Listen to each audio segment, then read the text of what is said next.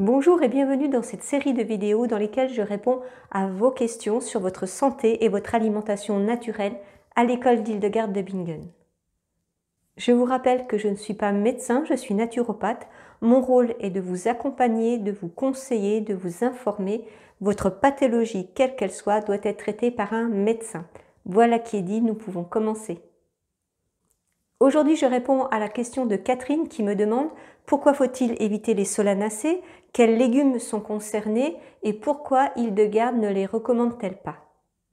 Alors, dans cette question, il y a quelque chose d'un petit peu décalé, mais je vous dis ce qu'il en est à la fin de la vidéo.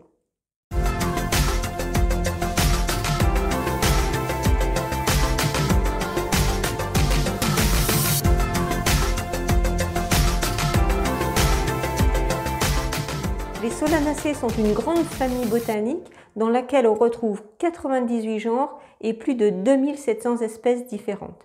On y retrouve des fruits et des légumes, des plantes industrielles telles que le tabac, mais aussi des plantes ornementales comme le beau pétunia.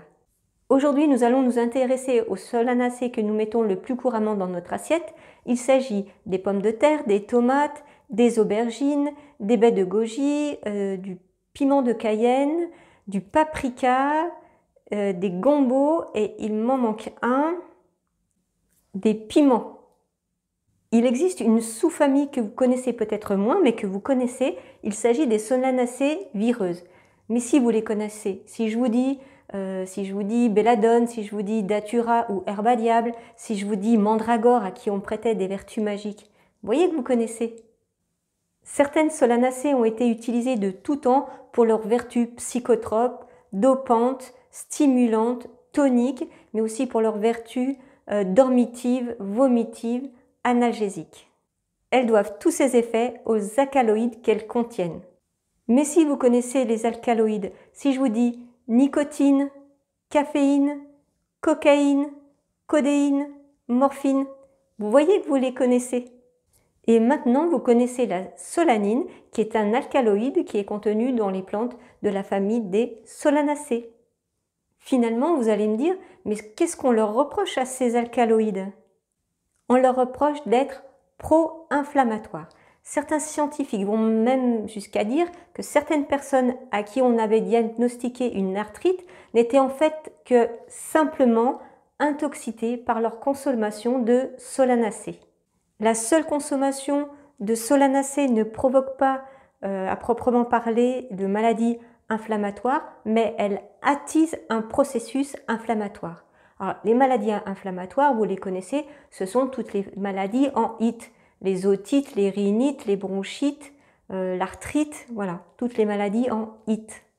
On soupçonne ces alcaloïdes par différents phénomènes biochimiques d'augmenter la concentration en calcium du tissu extracellulaire et ainsi d'induire la détérioration, voire la mort de la cellule. La solanine provoque l'inflammation des tubules rénaux. De nombreuses études ont démontré la responsabilité de la cellule dans certaines malformations létales du fœtus, notamment au niveau du muscle squelettique. Et enfin, la solanine, à cause de ses effets psychotropes, pourrait induire de mauvais cauchemars. Alors, je vous entends déjà me dire « Oh là là, mais qu'est-ce que c'est que ce catastrophisme? Moi, je mange des patates 3 fois par semaine et je ne suis pas mort. » Ou alors « J'ai été élevé à la ratatouille et je vais bien. » D'abord, en êtes-vous si sûr? Et puis ensuite, c'est surtout la dose qui fait le poison, comme toujours. Il y a néanmoins quelques précautions que vous pouvez prendre. Parlons tout d'abord des pommes de terre. Les pommes de terre seraient le légume qui contiendrait le plus de solanacées. D'ailleurs, le taux de solanacées dans les pommes de terre qui sont mises sur le marché est contrôlé. Mais restez vigilants. Si une pomme de terre est verte, si elle vous brûle la bouche quand vous la mangez, vous la jetez direct. Quand vous enlevez les germes des pommes de terre, soyez généreux et enlevez largement la chair qui est autour du germe. Pareil pour les yeux. Et puis enfin, pelez les pommes de terre. Tous ces gestes diminuent le taux de solanacées contenu dans le légume. Maintenant, pour les tomates et les aubergines, la première précaution est de consommer ces deux légumes bien mûrs et puis d'enlever le pédoncule. c'est là où le taux de solanacée est le plus élevé. Il y a deux choses importantes à noter. Premièrement, que la solanine qui n'est pas soluble dans l'eau ne serait pas facilement évacuée du corps, donc elle aurait plutôt tendance à stagner. Et puis deuxième chose, la cuisson ne diminue en rien le taux de solanine. Restez donc vigilants et suivez les quelques conseils que je viens de vous donner. Si vous êtes une personne à risque, sur les quelques critères que je viens d'énoncer, je vous conseille vraiment de supprimer les solanacées de votre alimentation ou consommez-les de façon exceptionnelle. Enfin, je déconseille les solanacées aux personnes affaiblies ou en mauvaise santé, car vous savez qu'un terrain inflammatoire fait le lit de bien des maladies. Eh bien, Hildegarde dans tout ça? Eh bien, tout simplement, Hildegarde n'a pas parlé des solanacées parce qu'elle ne les connaissait pas. Les solanacées sont principalement originaires d'Amérique du Sud.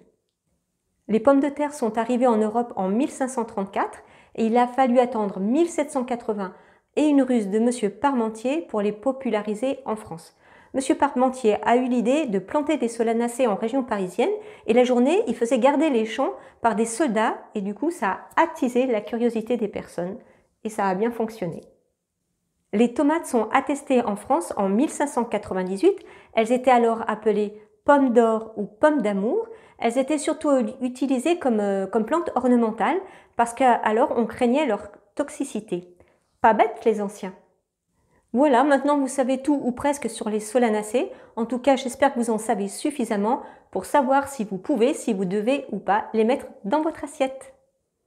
Si vous aussi, comme Catherine, vous vous posez des questions sur votre alimentation et votre santé naturelle à l'école d'Hildegarde de Bingen, n'hésitez pas à poser votre question en commentaire, j'y répondrai dans une prochaine vidéo.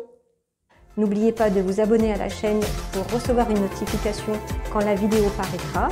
Avant de partir, laissez votre petit pouce bleu, ça me fera plaisir et cela m'encourage.